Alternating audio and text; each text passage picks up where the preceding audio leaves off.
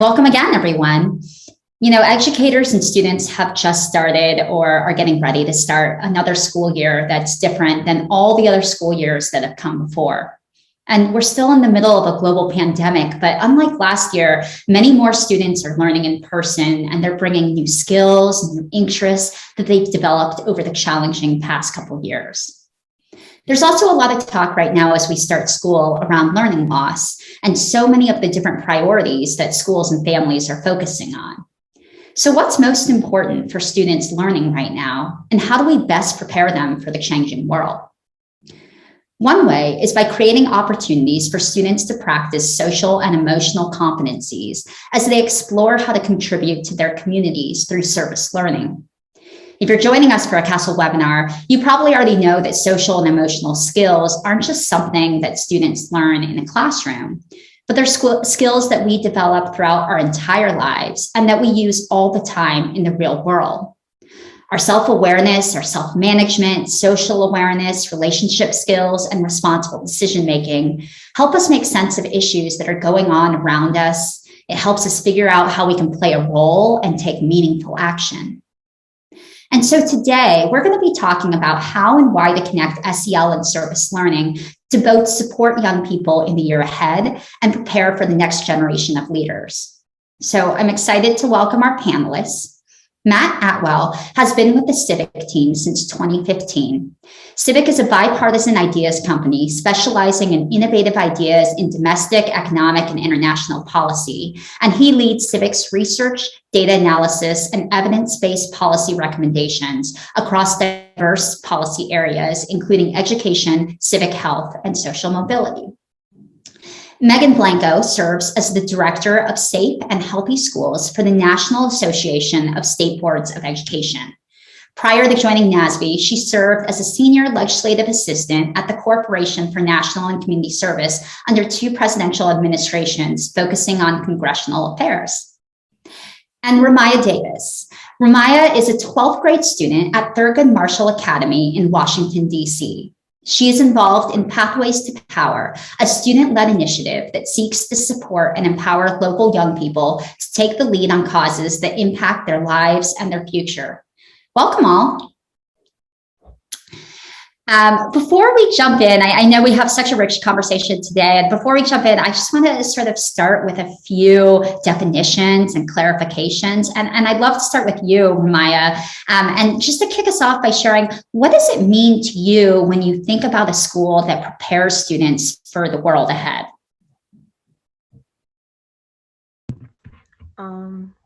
I think of a school being mentally well equipped and teach the necessary skills to understand and help solve real world problems.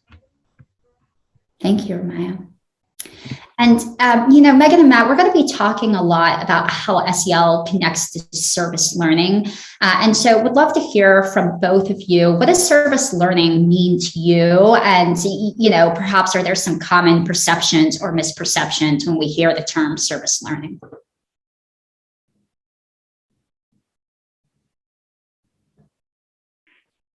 Sure. So as a researcher, I always try to follow the evidence, and this is particularly important for service learning because research actually shows that high quality service learning has benefits to a whole bunch of academic factors, but when poorly implemented, service learning programs can actually hamper learning. So research points to 8 principles for high quality service learning. The first is that the service is meaningful and actively engages participants.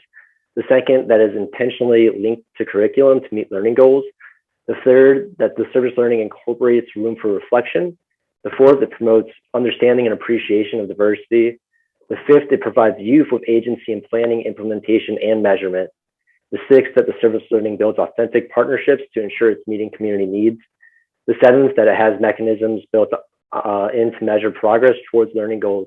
And finally, that the service has the duration and intensity necessary to meet program goals and community need.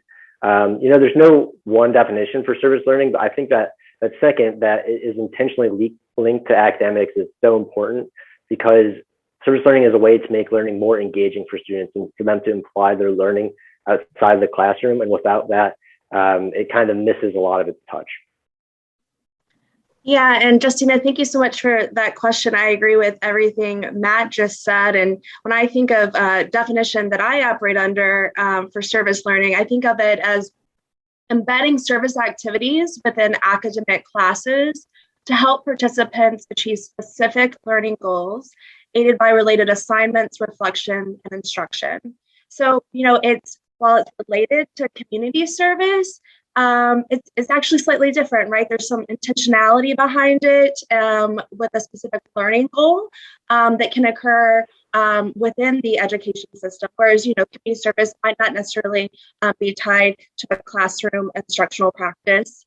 And as Matt noted, it is a great way to build students' social, emotional, and academic skills while also exposing them to career opportunities. And it's a totally approachable way to engage students of all ages and abilities in confronting real-world challenges and empowering them to engage with the world around them.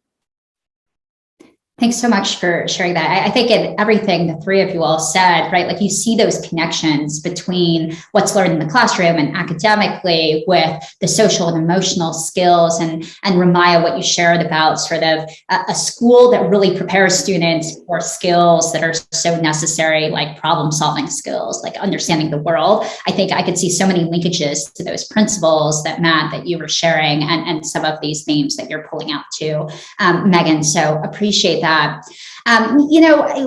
here talking together today in part because Civic recently released a report that shared how parents and teachers viewed SEL and service learning, especially in light of the difficulties of the past couple of years. So I think it'd be great, Matt, if you could share some of the key findings with us that we can all sort of reflect on here. Yeah, thank you, Justina. And I just want to extend a sincere thank you to the All-State Foundation, whose support made this work possible, and thank Heart Research, who are our partners and conducted the surveys. So Civic released Ready to Engage perspectives of teachers and parents on social emotional learning and service learning back in April. The report is based on 2 nationally representative studies of parents and teachers conducted in February 2019. But as you know, kind of everything changed in March of 2019. So we went back into the field in November to do some follow-up qualitative analysis to see how those disruptions changed the perspectives of parents and teachers. Right now, we want to focus on 3 key findings from the quantitative surveys, but later on during the webinar, I'll discuss what we heard in those online discussion boards as well. Next slide, please. So the first key finding is that parents and teachers endorse a holistic view of education. Both want schools that prepare students to be successful members of their communities as adults and don't just focus on academics. Here you can see majorities of parents and teachers endorse an education that develops students' social and emotional competencies just as much as their academic skills, reporting that both are equally important. You can see that parents and teachers were also more likely to say it's more important to develop students as a whole rather than just prioritize academic subject matter. When asked about their goals for their child, 99% of parents say developing good character and integrity and finding happiness are very or fairly important, prioritizing both over finding a career or attending college. And meanwhile, teachers really see it as their duty to prepare students for all facets of their future, not just academically and for tests. Next slide, please. And both groups really see SEL as very important for a successful life. Here you can see that more than 7 in 10 teachers and parents believe that each of the 5 core SEL competencies are foundational to a student's success later in life. That really shows that we need to be meeting students' academic needs as well as their social and emotional needs. Next slide, please. The second key finding is that parents and teachers view SEL and service learning as having a reciprocal, mutually benefiting relationship. Among the benefits of SEL and service learning, parents and teachers alike see them as 2 approaches to developing students holistically, with major benefits to preparing students for the real world, including giving them social and emotional skills needed for success in life, and preparing students to be contributing members of their communities as adults. Parents and teachers see SEL as developing good citizens and preparing students to give back to their community. Meanwhile, they also believe service learning programs would help improve students' social and emotional skills, particularly their ability to get along with and understand people who are different from them. So here you can see that parents think service learning would have wide-ranging benefits, but I want to focus on the fact that both groups believe service learning programs would help improve students' social and emotional skills, particularly their ability to understand people who are different from them, their ability to solve disagreements in a positive way, and their ability to manage stress and deal with difficult situations. On the next slide, you'll see that among the many benefits of social emotional learning, 85% of parents and 95% of teachers believe a focus on SEL would have a very or somewhat major benefit on students developing into good citizens that are prepared to make a positive impact in their community. This mutually reinforcing relationship offers educators and policymakers a powerful opportunity to simultaneously cultivate students' social emotional competencies while preparing students to engage and give back to their community through service learning and social emotional learning. Next slide. The third main finding is despite how much parents and teachers value social emotional learning and service learning and believe it has strong benefits for students, implementation and opportunity continues to lag behind demand. Just 1 in 4 teachers say SEL is happening in their school on a programmatic, school-wide basis, and less than 1 in 4 parents and teachers say their students have service learning opportunities at their schools. Survey results show parents and teachers calling on their schools to expand implementation and opportunities for both. 70% of teachers and 63% of parents believe schools should be placing more emphasis on developing students' social and emotional skills. 86% of teachers believe schools should offer more service learning opportunities, while 76% agree. Also troubling is the fact that survey results indicate that there are opportunity gaps for schools with high proportions of low-income students and schools in rural areas. Teachers report that schools in rural areas or with high proportions of low-income students are less likely to have programmatic school-wide SEL. Parents confirm those findings. This was similar for service learning. Teachers in schools reported a formalized service learning program compared to just 11% in small town or rural areas. Meanwhile, 38% of parents who reported above average incomes stated their child's school had a service learning program compared to just 19% with below average incomes. With that, I'll turn it back over to Justina, and I look forward to discussing this more and going into more of the findings later. Thanks so much for sharing those findings, Matt. I think it's really interesting that one of the big themes coming out of this report is this, broad agreement among parents and teachers for the priority around SEL and service learning. And I know at CASEL, we've heard this priority shared among districts and schools and others as well, but that there's this gap in implementation. So some pieces aren't necessarily translating. So Megan, I'd like to start with you just in terms of reactions. Are you finding in your work with state boards and policymakers across different communities, are you finding a similar type of priority and shared agreement around SEL and service learning? Yeah, and I'm thrilled by the recent research that Civic did. It adds a new layer to this conversation around the connectedness between service learning and social emotional learning. And I would say, service learning really is an instructional strategy that many states already do promote in a variety of ways. And they recognize it as an effective means to preparing students for school, work, and civic life. States do take different approaches to policy. Some states, as we all know, mandate activities through policy. Some simply authorize it or allow it. And then others provide supportive materials, and that's sort of as far as they go through instructional examples and professional development training through the SEA, but not necessarily a requirement is placed upon LEAs. I'm not actually aware of any state that has service learning standards or that has weaved service learning deliberately throughout their SEL standards, for instance. So that could be a window of opportunity there. There are also a number of other sort of policy approaches that states take that I think we'll be able to weave into the conversation later on. Yeah, thanks. That's really interesting. I'm wondering if everything that's happened in this past year, the different disruptions and innovations, and the new way that we're looking at education in a lot of respects, whether you all think that will change stakeholders' priorities for education, whether it's at the state level or different levels. And Matt, I don't know if that came out of any of what I know, your report sort of spanned both pandemic and pre-pandemic area at times. So wondering if you have thoughts on that. Yeah, like you mentioned, we went back into the field in November to understand how the impacts of the past 18 months have impacted parents, teachers, students, and families. Obviously, this meant COVID, but November was really at the center of a lot of fault lines in America. It was obviously the end of a tumultuous election cycle and just a few months removed from the protests for racial justice over the summer. So we thought it was really important to understand how these events shifted priorities. Overwhelmingly, they confirmed the findings from the surveys, but in response to the shift to remote and hybrid learning, what we heard was teachers and parents were really worried about how it was impacting students' academic development, and especially their mental health and well-being. One quote that really stuck in my mind was a parent saying that they felt like their child's life had been put on hold, which is really stark when you think about it. This actually led many parents and teachers to believe the need for SEL is even more pronounced now. As students deal with trauma and heightened stress of the past 18 months, many teachers and some parents said that it's even more important to prioritize SEL over academic skills now, believing SEL can provide students the skills to cope with these unprecedented challenges, and that not doing so will have ripple effects for years to come.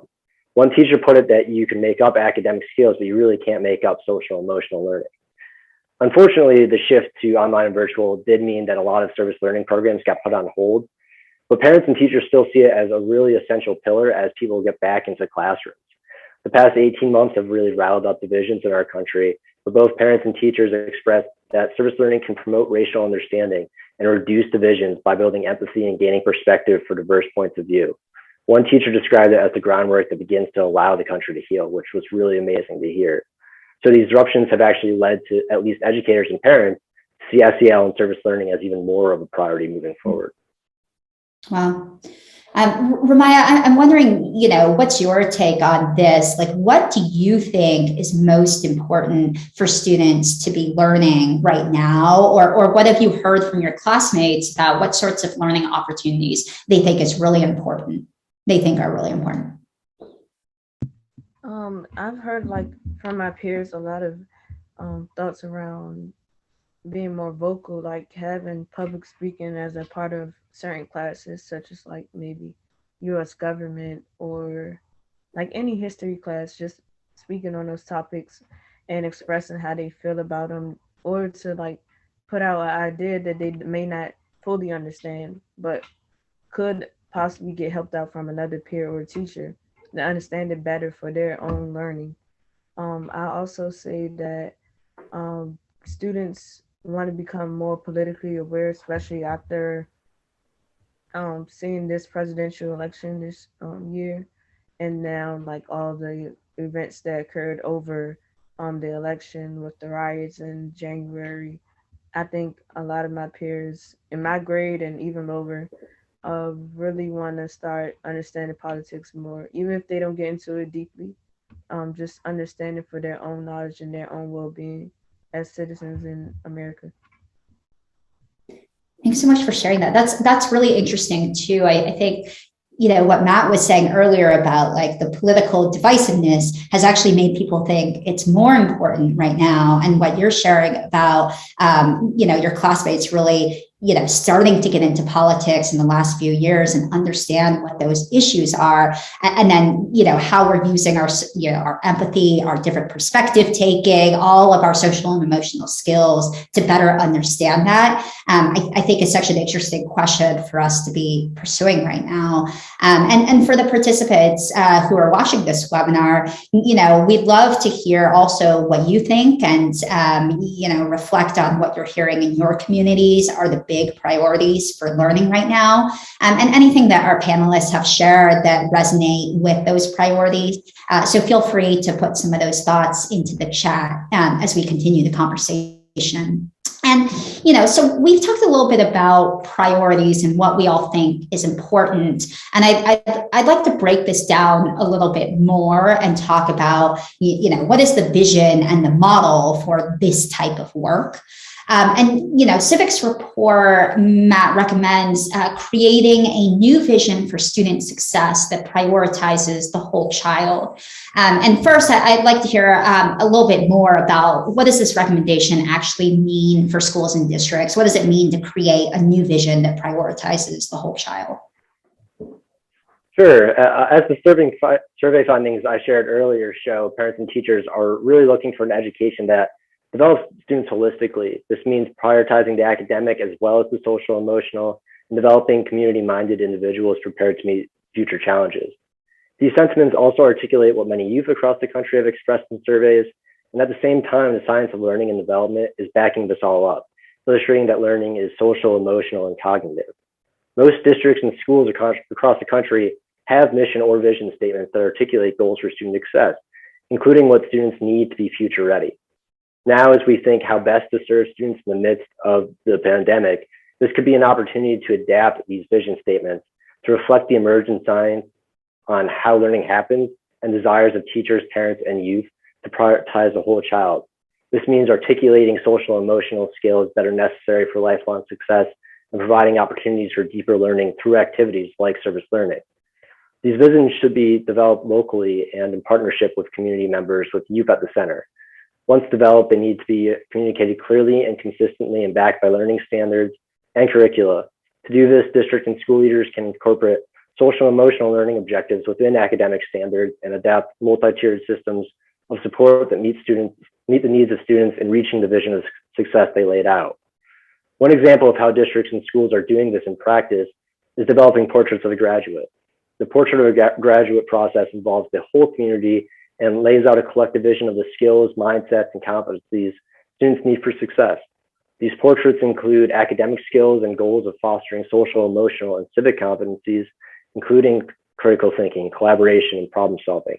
If you go to the website for the portrait of a graduate, you can actually see a lot of examples from school systems across the nation that have a lot of the competencies we're talking about today.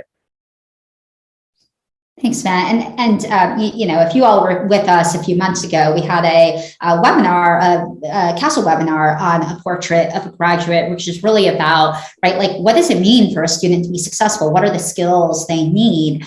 And Ramaya, that was reminding me of a conversation that we had earlier too, where you were sharing about students not necessarily always feeling like what they were learning in school was actually, something that they could use in their real lives. And so I'd love to just hear from you, like, what, if you think about what a graduate should know and be able to do, what does it mean for a student to be successful? Like, what types of skills do they need? So when I think of a student being successful, they're being taught necessary skills. Necessary not meaning like cooking and cleaning, but like kind of like critical thinking skills, negotiation, argumentation skills. Those are some of the core skills / values that Thurgood works their curriculum around. Being able to not just read something that's important. Like if I was a student that just read something new about, I guess Malcolm X, and I never heard it before. It's not just me reading it. I need to read. Once I read it, I need to interpret something new that I haven't been taught over the past years about Malcolm X. I need to understand it. I need to see if it reflects into present day. Just having those connections, being able to see both sides of an argument, as well as making sure you connect whatever you learn into your everyday life or something that's happening around the world. I think that helps a student be most successful, no matter what class it be, science, math. Just being able to apply something to understand it in context of how they're living, the current state of how they're living is beneficial for a student to be successful graduating high school. Thank you. Yeah, and Justina, can I hop in here? I would love, Ramaya is serving as a great example of a student in high school who is leveraging her interest in service to really deepen her own learning. And I also just want to elevate the point that service learning can happen at any grade level, right? I used to be a kindergarten teacher, and I remember teaching my kiddos our lesson about how trees grow and about the environment. And so you can really build in an aspect of recycling to to that lesson plan, and helping students really understand how littering really impacts the environment and harms the animals that they love to see out in the playground at recess. And then, being from Louisiana, you think about all the hurricanes we frequently have, and thinking about wetland restoration and coastal restoration. And so there's a really great way to bring in service learning to every subject matter and really at every age. I'm so glad you shared that, Megan. I think that's one of the biggest questions we get, right? Like when people hear critical thinking, sometimes they think, oh, only an older student can do that. But I think what we're saying is it might look really differently for kindergartners, for elementary students than it does for Ramaya and her peers. But there are different ways that you could be talking about how they connect with their bigger community, with the world around them. And then that perspective taking that you keep bringing up, Ramaya, I think, there are probably different ways that we can do that in the lower grade levels as well. And just thinking about, as we're reading a book, these different types of perspectives.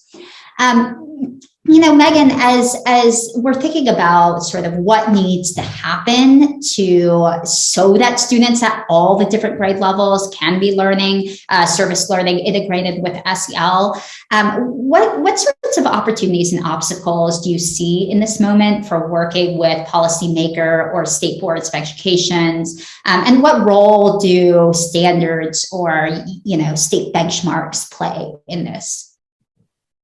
Yeah, there's a lot on the plates of educators right now. There are a lot of things on the plates of students and their families. And so I know the resistance to thinking through adding just another thing, if you will, but I really like to think of service learning as a strategy to teach what you're already going to teach. It's just the way that you're imparting that knowledge through deeper learning. And so I think there are a lot of great opportunities to embed service learning for instructors, educators themselves to think about doing that, as well as policymakers who really are, as Matt is elevating the aspect of vision setting. We think through. We want our kiddos to be prepared for college, career, and civic life. We want to live in a world where neighbor helps neighbor, and we see the best of our country come out when we have responses to natural disasters and helping one another. And so,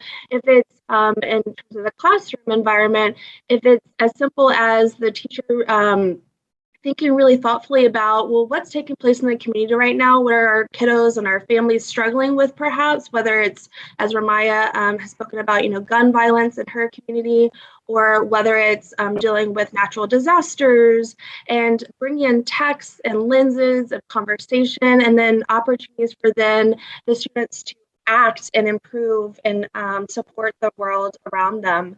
I think also, yes, there's certainly a role for benchmarks or learning standards to play, and kind of providing the overarching vision for, at the state level for the districts and schools themselves to work forwards to help those kids learn specific goals. And then, of course, you have to provide professional development and instructional resources, and that means, staff time. That means the funding, high quality resources to do the work well. And you can't just pass learning standards or approve learning standards and then not give the support to actually implement on the ground. So I think there are a lot of opportunities to act.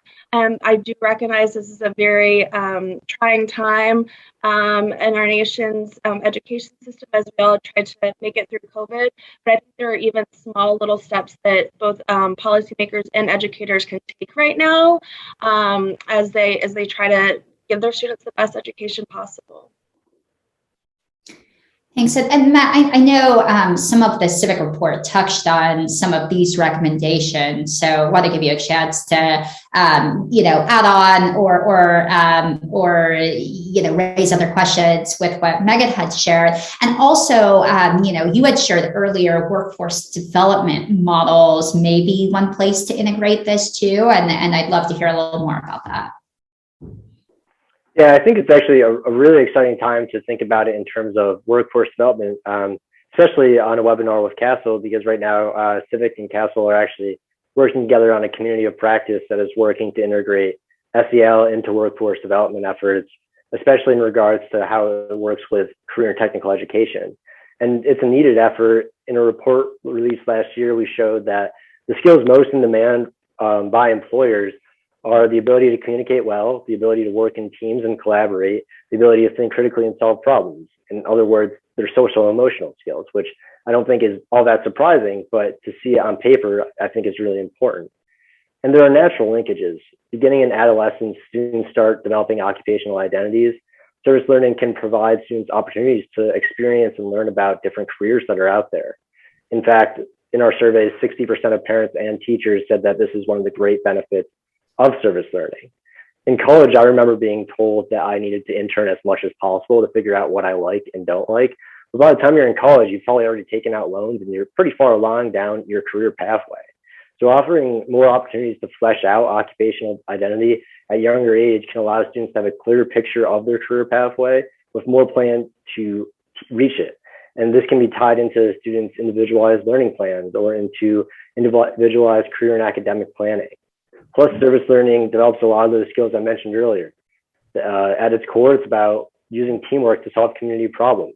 And evidence shows high quality service learning helps build 21st century skills like critical thinking, collaboration, and communication. I talked earlier about portraits of a graduate and vision for student success. Well, in many states already, they have identified employability skills that graduates should have upon learning or upon leaving high school. And a lot of them, if you look closely, align with SEL competencies. Several states in CASEL's community practice are taking this a step further already. Wisconsin has started intentionally connecting their SEL standards with employability skills and the state's portrait of a graduate. In Delaware, they crosswalk their SEL competencies with their work-based learning competencies, detailing benchmarks that students should meet across a continuum. The Pennsylvania Career Ready skills detail social emotional learning progressions that support the development of key student competencies with a toolkit that helps ensure students are meeting key indicators along the way to graduating college and career ready. And service learning is really a great example of these deeper learning opportunities that students need to build these competencies moving forward. It really seems like a win-win for policymakers and educators. Yeah, and Justina, can I just hop in here as well? You know, we're speaking a lot about what you can do at the state level as well as the school level, but you know, there's also a lot that the federal government is doing to support community service mindsets and service learning, if you will. The Corporation for National and Community Service, which some might not be familiar with that title, they actually run AmeriCorps. So thinking of AmeriCorps as a great opportunity for soon-to-be high school graduates to maybe take a gap year and serve their country in a number of ways while also earning money to go to college. So that also has a layer of college access and affordability. For a year of service in AmeriCorps, for instance, you as a participant receive an award that's equivalent to the Pell Grant. And many higher ed institutions also have community service programs and sign up for, there's a President's Higher Education Community Service Honor Roll. So kind of looking for those higher ed institutions that also have service as part of their ethos of the type of graduates they want to exit their programs that care deeply about the world, are adept at team building and confronting challenges that are facing our communities. And then also thinking through just expanding opportunities for folks who maybe have hit a roadblock in their sort of professional plan, if you will. If maybe there's a gap in employment, you know, many folks perhaps have lost their job during COVID. Thinking about service as a way to get back into a profession or into a new profession. And if we think about FEMA Corps, for instance, is a partnership between AmeriCorps in the FEMA agency, and learned a lot about disaster response and sustainability. So just there are so many opportunities to really explore careers as well as gain real world working experience, while also getting access to valuable money to pay for college. So. Thanks, thanks for sharing those. I think we've talked about sort of these opportunities that exist in bigger brushstrokes, and I want to get into some of the implementation of them on the ground too. And so, Ramaya, I think you're sort of in a very real world example of how this can occur. And at your high school in DC, you've been part of the student group Pathways to Power that's really made SEL in service come to life. And so first, I would just love to hear a little bit more about, what you've done with this group and what you're learning from it. So recently, back in May, we had a summit, a citywide summit, inviting all students from DCPS or DC Public Charter to come talk about various topics. A few of the topics were policing, safe passage, and environmental justice. I was a part of the policing or environmental justice breakout room. Can't really remember, but we also had a few people from New York join in with us through. It was some people we knew, but they decided to join. So we got to learn from another state perspective, and also from they got to learn about DC.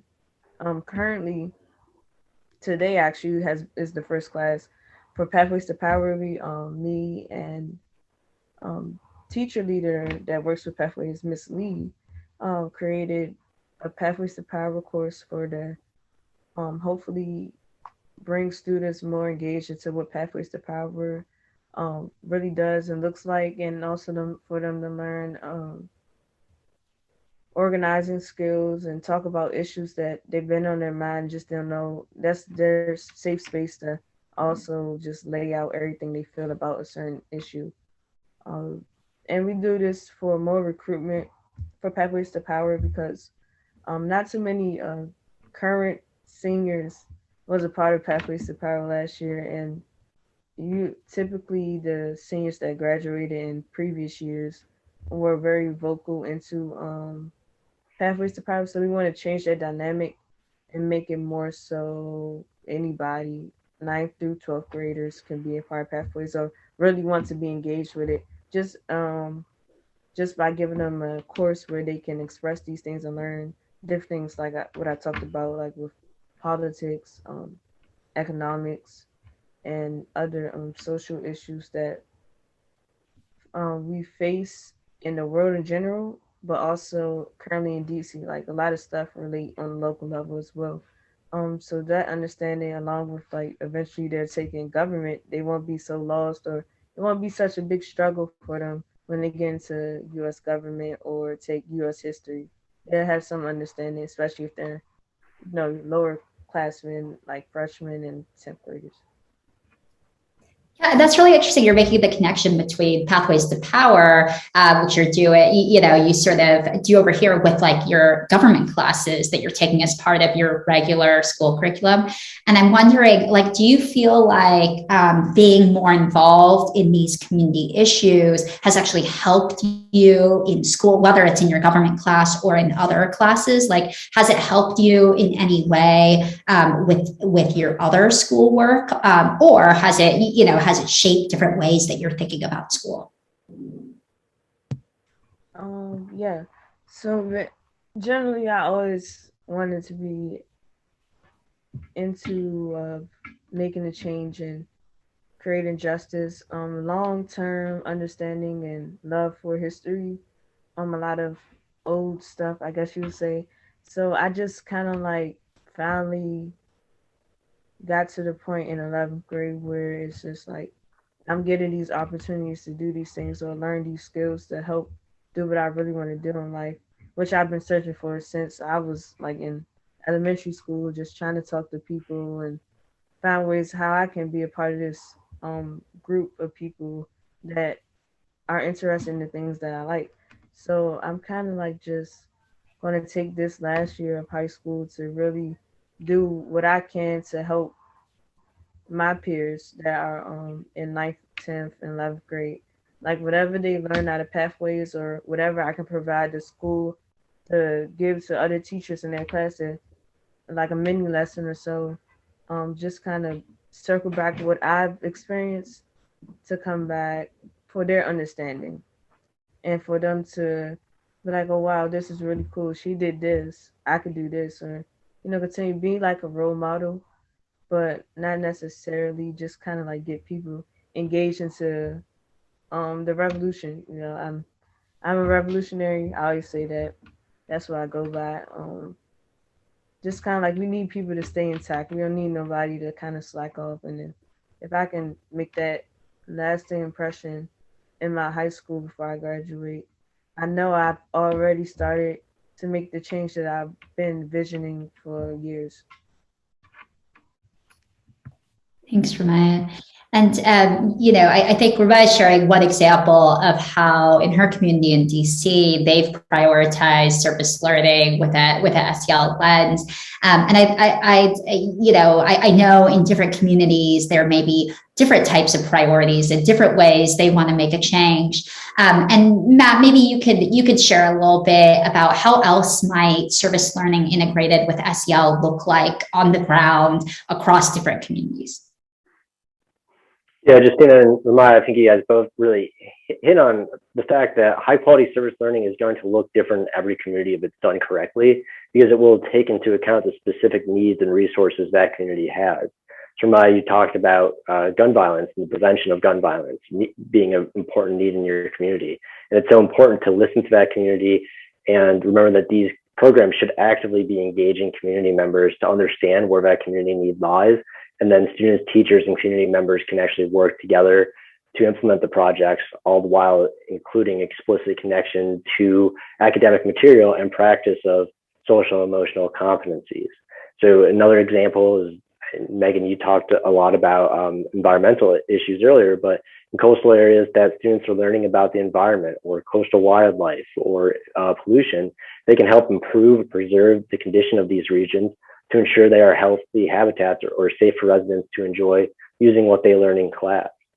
And I think, right now we're dealing with the Delta variant, and we certainly hope that schools and classrooms who are opening their doors right now will be able to remain open for the entire school year. But in the event that some of these areas must shift back to online or virtual learning, schools should get creative to continue service learning opportunities, to continue this community engagement, because I think in a lot of ways, these communities will need students showing up and engaging more than they did before. So plans need to be put in place now to ensure that those opportunities remain even in the event of distance learning. And there are resources that exist for that as well. The National Youth Leadership Council has put together a really handy handbook on how service learning can be continued in a remote or socially distanced environment. And the handbook provides recommendations for meaningful pathways so that students can learn and carry on these service learning projects through a variety of sessions. The early sessions really work on building community relationships, and as it moves on, you look into building communication and strong leadership, illustrating that interconnected role of service learning and SEL play. So I think it's really important to make sure we're thinking through, taking into account the needs of the communities, and that these can continue on virtually and socially distanced, even if it's letter writing campaigns or trying to figure out what the needs of some of these community serving organizations need, and trying to put together drives to get supplies to these places in a socially distanced manner. But there are absolutely opportunities, no matter what the case, what COVID realities look like in different neighborhoods. That's great to hear. I know some of the questions that we had got in for this webinar ahead of time were a lot of people asking, how could SEL and service learning continue given COVID-related restrictions, whether it's distance learning or there's like limitations going out into the community. And remind you all did continue with Pathways to Power last. Were you all able to continue doing some of the work that you all did through the pandemic? Yes, like I mentioned earlier, the summit, that was one of the biggest things. We had a few meetings with people from DC Advocate and council members as well. Also being in different I want to say meetings with other people. Like it might have been like I've been on a few panels this past year represented Pathways to Power. One of them I was in was the MLK Holiday Committee. They were doing a panel on the history and policing. I mean, of policing. I was on there. Another one was Race Forward. They was talking about how to move forward with racial justice after the inauguration. Um, I can't think of the other ones off the top of my head, but I've been in a few panels representing Pathways to Power, or like just helping out other organizations like Black Swan Academy with DC Girls Coalition or United for Freedom, kind of like set up their town halls about reopening for students like before the school year started last year, which would be 2020. There was a lot of concerns around if we were going to go back to the building or if we were going to do virtual, how would that work? If we go back in the building, we had a list of demands of to give to the Department of Education about how they should go about um, making sure the building's clean and not a lot of PPE. Yeah, if I'm saying the right PPE in certain buildings because a lot of DCPS buildings are very old and don't have the proper ventilation to keep a school open during COVID-19 without having to spread it around the school. So we just a lot of those concerns and listening to other youth voices and their concerns with the deputy mayor for education con. So those different things, also other pathways to power members, they were in like different hearings and stuff for DC Council and got to speak to different council members besides the meetings where just was pathways to power and council members. So those were some of the things we did virtually to continue our work and not like be let down or do nothing during the pandemic. Yeah, I mean, I think you're raising such an important point that I don't think I thought as much about, which is that part of the issues that matter right now have exactly to do with the pandemic. It's not even just sort of navigating through the pandemic. It's that students are concerned with what does it mean to go to school during this time? What does it mean to participate in my community during this time? And part of your service learning and social and emotional skills development was grappling with exactly those issues. So I think that's such an important perspective. You know, we have about 10 minutes left that I want to give you all a chance to share a final sort of thoughts and takeaways for our listeners today. And those who are joining us would love to hear from you all any takeaways that you're hearing right now.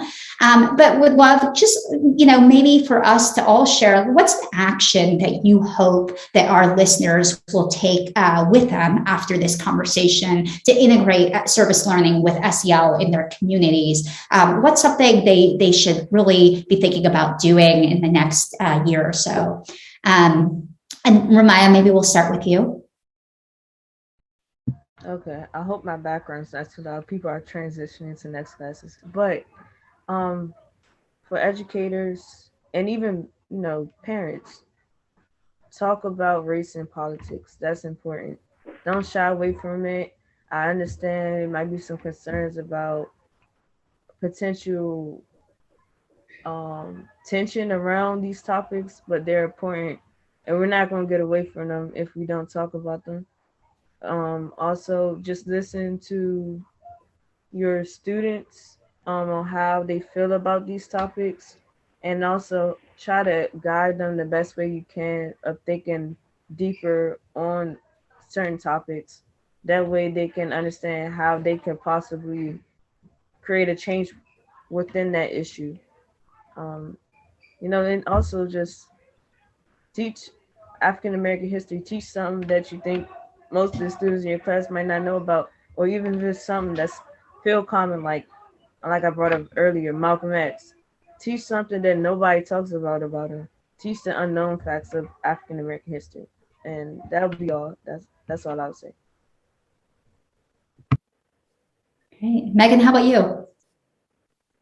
Yeah, and I prepared a few slides on, some takeaway action opportunities I have for folks. So if we're able to pull those up, that would be helpful. Great, thank you so much. So on this slide, actually, here are a number of actions that states are already taking and that I would encourage state leaders to kind of contemplate whether or not it's appropriate for their state and local context. So one approach of an action you could take is offer service learning as an elective or award academic credit for community service. In Arkansas, for instance, a student who completes at least 75 hours of certified community service during high school can receive 1 academic credit towards graduation. States like Louisiana and Virginia offer a diploma endorsement if a student completes a certain amount of community service hours. DC actually requires 100 hours of service for graduation, and Maryland requires 75 hours. So that's another action opportunity. Many states encourage participation and service through guidance counseling, and also, as we talked about earlier, when developing student high school graduation plans. So thinking about maybe a gap year after graduating high school to participate in AmeriCorps. Some states also allow service learning to count towards work-based learning experiences associated with their CTE program requirements, which Matt highlighted earlier. And many states offer, non-regulatory guidance and sample lesson plans and suggested activities and best practices for educators to actually implement service learning in the classroom. So if we go to the next slide. You'll see here, I would encourage especially our policymakers on the line to dig into what policies already exist. Sometimes we jump to enacting or creating new policies without first reflecting on, well, what policies do we already have on the books and are we implementing those well? So featured on this slide is a quick map visual of where states stand right now when it comes to service learning or community service policies at the state level. This is taken actually from our NASB Health Policy Database, which reflects all codified, non-codified, and regulatory policies as of September 2019.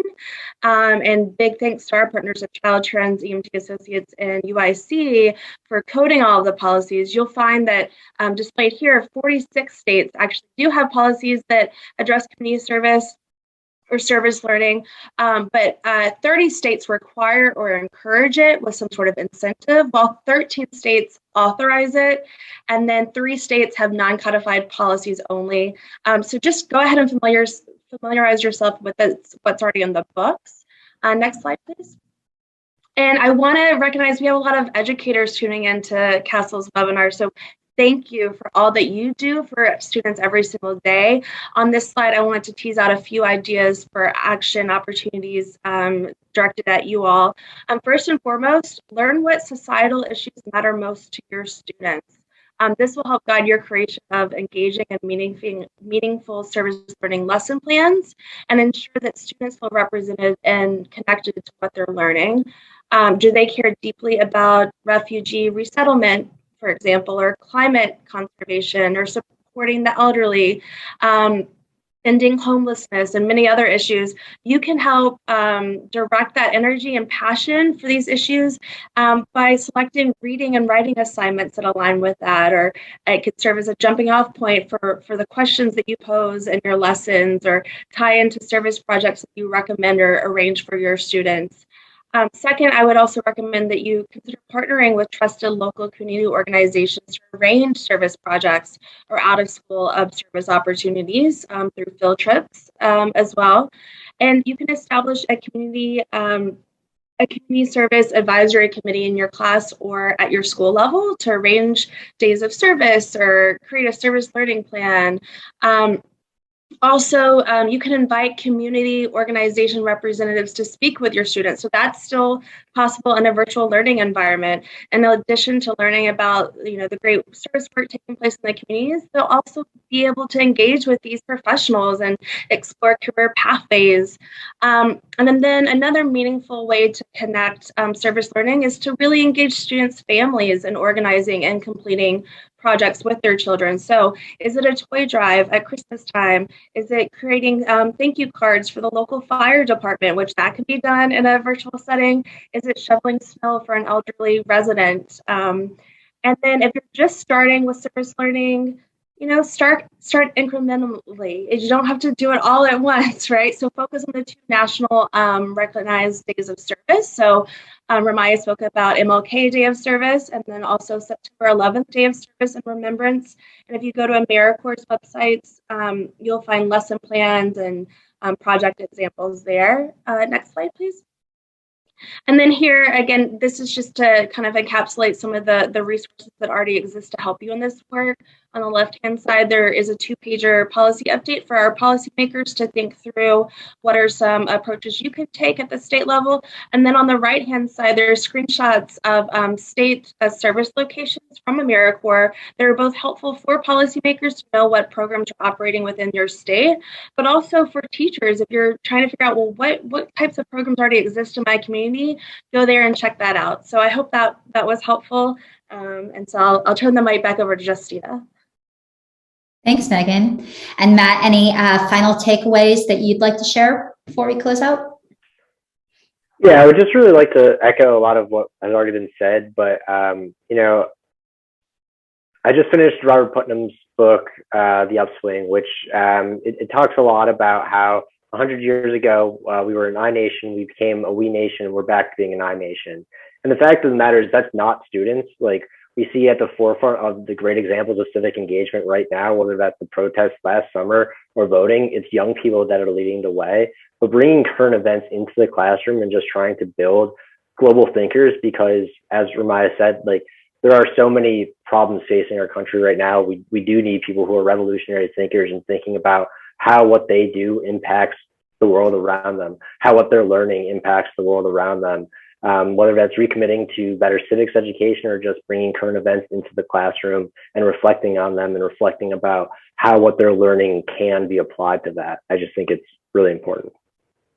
Thanks so much, all, for sharing. And I think for me, the main takeaway here, right, like, one, we hear very clearly from students that they care about the issues and the world around them.